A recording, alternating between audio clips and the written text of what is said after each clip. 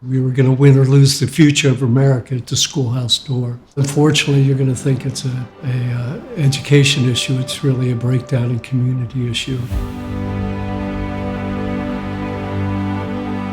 Their kids come to us with baggage. Every student typically has some type of baggage that they're dealing with. About 35% of students going to CCPS schools are low income, and at our communities and school sites, it's closer to 85%.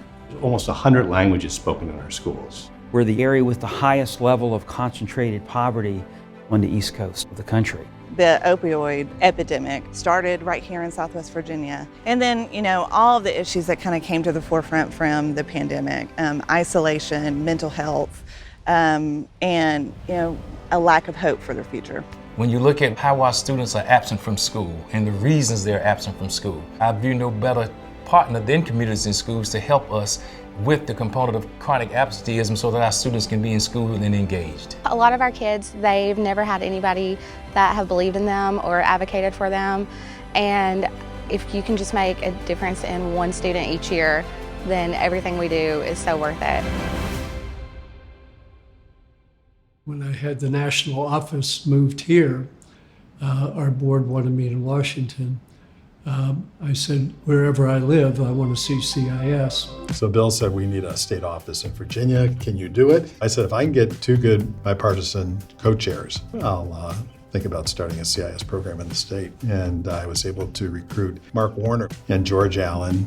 And they were intrigued by the idea of working together, especially on an issue that they both felt so strongly about, and that is equal opportunity for all kids. But the person that really liked what he saw when he was campaigning for governor, Governor McDonald, he asked a bottom line question. He said, do you have any data that shows that what you do works? When we showed him the data that had been collected that showed that when implemented with fidelity, that we were successful, they were on board. Every governor since has played a role in increasing resources. We live in a very divided and divisive society, but one thing I think we all agree on is that kids who need support to help them succeed should get that support. And whether they're left, right, center, we all want kids to succeed. Communities and Schools is really a profound program. It's a true collaboration between different agencies being able to pull together to address a lot of societal issues. Relationships, and kid needs to get turned on to living before they get turned on to learning. And so you have to start with the relationship to get the kid to even want to stay in school and make it. Then you have to surround them with a resource to help them succeed. We have student support coordinators who show up day in and day out to meet the needs and the challenges of our students, of our families. They don't shy away from the hard things and the hard truths that our students are going through.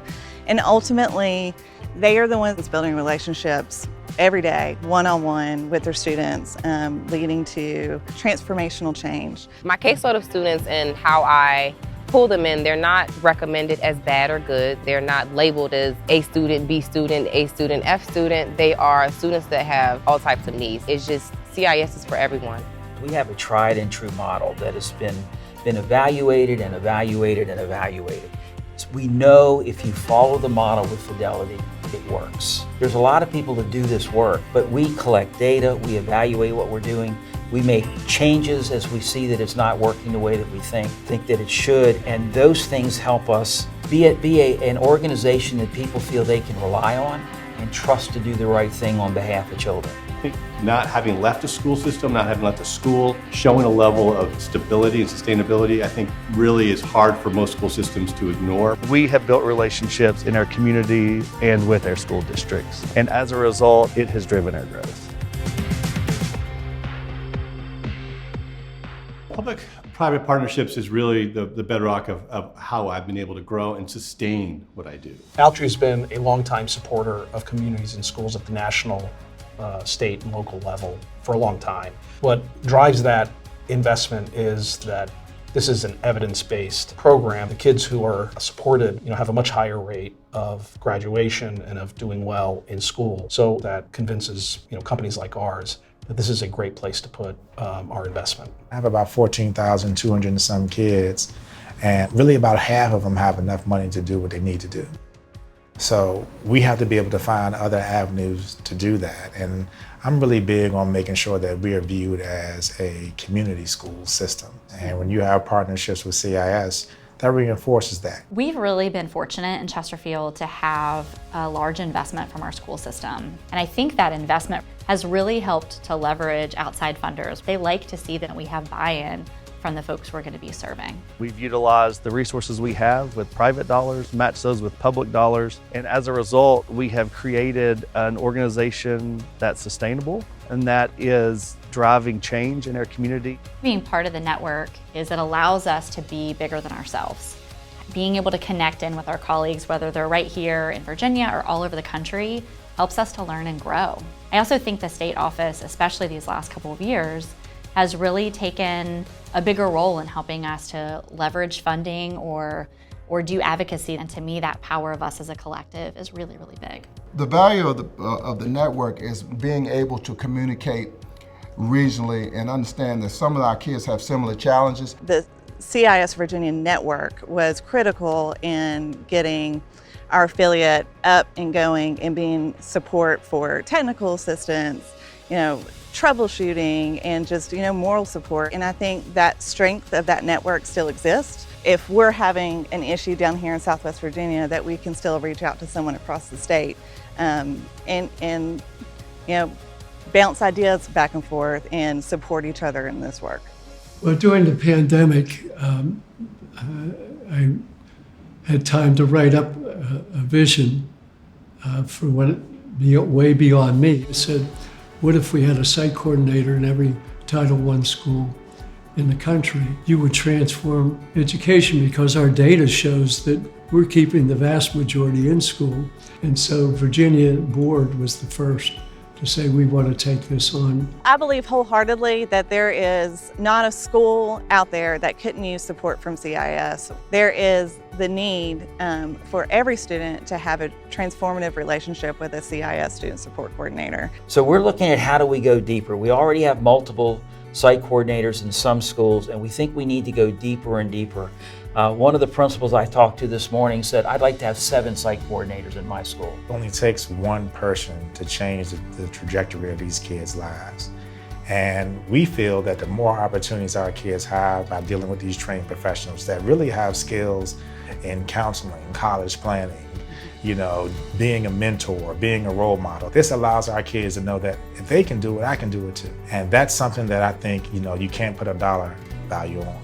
We have an adage in Smith County that strong students grow to build strong families, and strong families build strong communities. And communities and schools pulling together with us and working together certainly will help our community stronger and break generational issues that we're experiencing right now.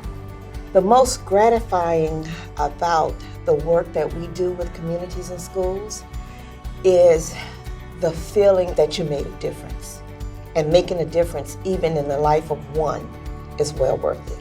Seeing a student walk across the stage that didn't think he or she could make it, that is definitely what's most gratifying. I think what I'm most proud of is the team that we've put together that can absolutely change the direction that kids are headed. We've never been below 98% graduation rate for the kids, so we know if we can get you here, we can get you across the finish line. Over the years, I have just been kind of blown away by the talented people that we're attracting, from the executive directors to their staff, but site coordinators. I am just so unbelievably proud. I think the most gratifying thing is when you see a student who was really challenging with a situation that sometimes it's almost unbelievable that they are even getting up in the morning and showing up at school, where you see a student who hasn't found their passion or their engagement all of a sudden connect with someone. You just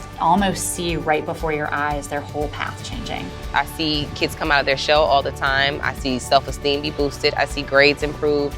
I see students just bloom, and that's the beauty in it. How do you measure joy? How do you measure happiness? We can't measure those things, but we can see it. When I see that students are now happy, they're doing better in the classroom, students are interacting better, they respond better in conflict, that's what I consider success. CIS is more than charity. It's about change. CIS is about transformation. It is a manifestation of shared responsibility, right? It shows that if you invest in your school, invest in partners like CIS, it is truly an investment that is going to bear so much fruit for the community. It's about total student success. CIS is investing in your community. That's your future workforce. That's the future neighbors that you're going to have, the future caretakers as we get old. That's the investment that you're making. It's about empowering our students to reach their full potential, but it's also about connecting the community to opportunities to support the next generation. It's about making a generational change. We are change makers.